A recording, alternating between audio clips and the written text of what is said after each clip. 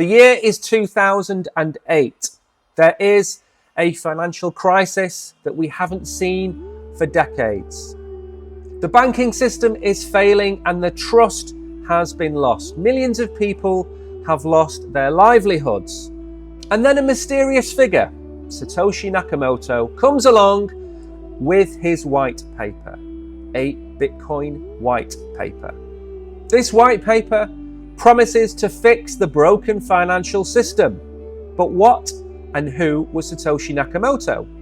Was he a programmer? Was he a genius? But what if Satoshi wasn't any of these things at all? What if he was a time traveler or an alien? Buckle up, things are about to get very weird. Now let's start by giving you a hypothesis. In the Netflix series Travelers, a future civilization sends consciousness back in time to inhabit human bodies. Their mission? Make subtle changes to prevent a catastrophic future without revealing their true nature. They operate anonymously, blending into society, and their interventions are precise, like dropping a pebble in a pond to create ripples. Sound familiar? Satoshi Nakamoto's Bitcoin white paper was released on October the 31st, 2008, and this was just such a pebble. It introduced a system that challenged centralized banks and governments, offering a decentralized alternative that could empower individuals. But here's the kicker. Satoshi never revealed their identity, never cashed out their 1 million Bitcoin, and vanished in 2011, leaving no trace. Why? Maybe because they couldn't directly impact society, like the travelers. Perhaps Satoshi was an extraterrestrial consciousness, forbidden by cosmic rules from taking credit or profiting, tasked only with planting the seed for a financial revolution. But what if Satoshi Nakamoto was a time traveler from our very own future? Maybe we've made such a mess of the future that the only alternative was to send somebody back in time to fix it. The 2008 financial crisis was a pivotal moment, a cascade of failures that deepened inequality and eroded trust. What if Satoshi came from a future where centralized finance led to total collapse? Bitcoin's design is almost too perfect, a trustless, decentralized system that anticipates the flaws of fiat currency. The white paper references decades of cryptographic work, but its implementation was revolutionary, as if Satoshi knew exactly what would work. And then there's the Genesis block, the first Bitcoin block mined in January 2009. Embedded in it is a message.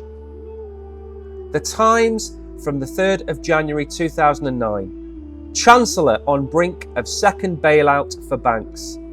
A subtle nod to the crisis, or a time traveller's warning from a future where bailouts failed. In Travelers, they leave cryptic clues to guide humanity.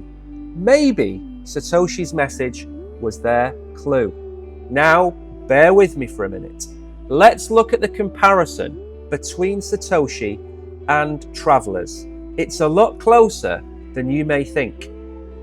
In the series, interventions are governed by strict protocols. Don't reveal your identity.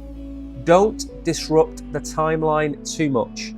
And prioritize long-term impact over short-term gains. Satoshi checks every box. First, anonymity. Satoshi communicated only through forums and emails, never sharing personal details, even with early Bitcoin developers like Hal Finney. Secondly, minimal disruption. Bitcoin wasn't a bomb dropped on the financial system. It was a slow burn, gaining traction over years as people discovered its value. Thirdly, the long-term impact. Today, Bitcoin is over $2 trillion. It's the 5th largest asset in the world. It's adopted by companies like Tesla and even countries like El Salvador and potentially the United States. It's reshaping finance, just as the traveller operatives reshaped history. And here's the wildest part: Satoshi's untouched wallet. They hold roughly 1.1 million Bitcoin, but never spent a single one. In Travelers, operatives don't seek personal gain, they sacrifice themselves for the mission. Maybe Satoshi's wealth is just collateral damage from a higher purpose, or to prove the very point that they are not here for themselves, but for the good of humanity. Now the skeptics out there are going to say to me, you are absolutely crazy. Satoshi Nakamoto was clearly just a man or a woman. Of course, that is probably the most obvious answer. Bitcoin has been built on decades of cryptographic work by the cypherpunks, don't forget, like Hal Finney and Nick Szabo. Maybe Satoshi was one of them, or a group working in secret. But here's why that doesn't fully explain it. First, the timing is just too perfect. The white paper dropped weeks after the 2008 crash, when the world was desperate for an alternative. A human would need years to refine such a system, yet Satoshi coded Bitcoin in just 18 months. Secondly, their disappearance. Humans always seek recognition or profit. Satoshi sought neither, vanishing when Bitcoin gained traction. In Travelers, operatives leave with their mission is complete to avoid altering the timeline further. Third, the technology itself. Bitcoin's proof of work and blockchain was so advanced that even today, they're unmatched in security. Could a lone coder or even a group pull off this without a glimpse of the future or extraterrestrial insight?